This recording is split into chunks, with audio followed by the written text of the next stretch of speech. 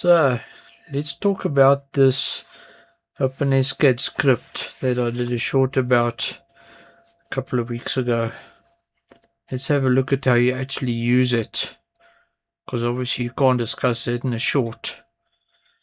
So in a tooth you have what's called the module. That a tooth is a module, so you got your values for each tooth as a module, and because it's the number of teeth and the module size determines the diameter, you don't have a value for diameter that you put in here, because if you reduce the number of teeth and you hit F5 to render, it changes like that.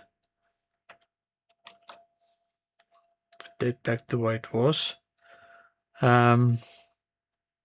If you change the size of the teeth, there you go, like that.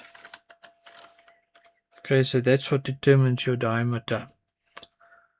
Now your hub diameter, your bore diameter over there, and determined by this over here. So if I make that 8, it became bigger.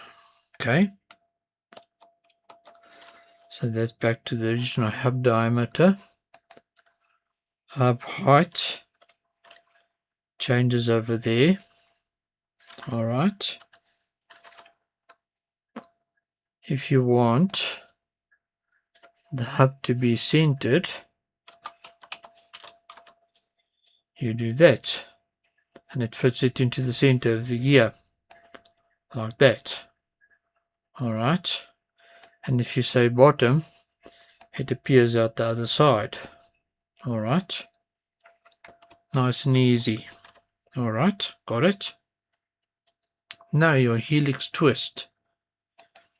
If you take away the sign, the helix changes to the other direction. All right, and you need to do that when you're making a matching pair of gears, because one has got to have a positive twist and the other one's got to have a negative twist for them to mesh. Stage. All right, these teeth work quite nicely with this design. I printed a few and they're pretty good. So your lightning holes, let's make them smaller, like so. You can move them outwards, like so, and you can increase the number of them, like so.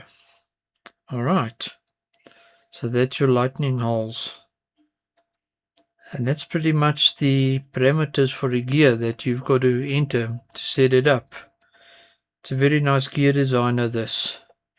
So remember, F5 does a preview, and F6 is going to render it, and then you can export it as an STL, and you can do your 3D print to either use the gear directly from a print or to make a mold from as a positive.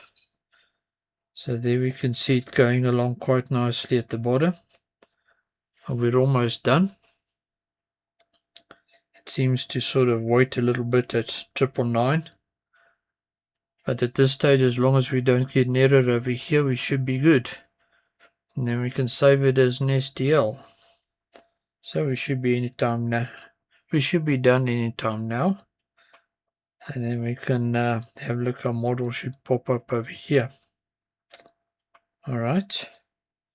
Confuser, you're going to do this for us today. That would be nice. Thank you. Now, STL. You click on that. I'll save it mechanical sundry. Save. Yes. And that's it, like that. And now it's an STL that you can slice and print. So that's gear design using this OpensCad script. It's lovely. Alright, so hope you enjoyed learning to use it. It's available in Thingiverse for download. I'll put the link in the description. And that's it. It's going to wrap up our talk on gear design. So ladies and gentlemen, take care, have an awesome day further, and I shall see you next time for more awesome stuff. Alrighty, bye.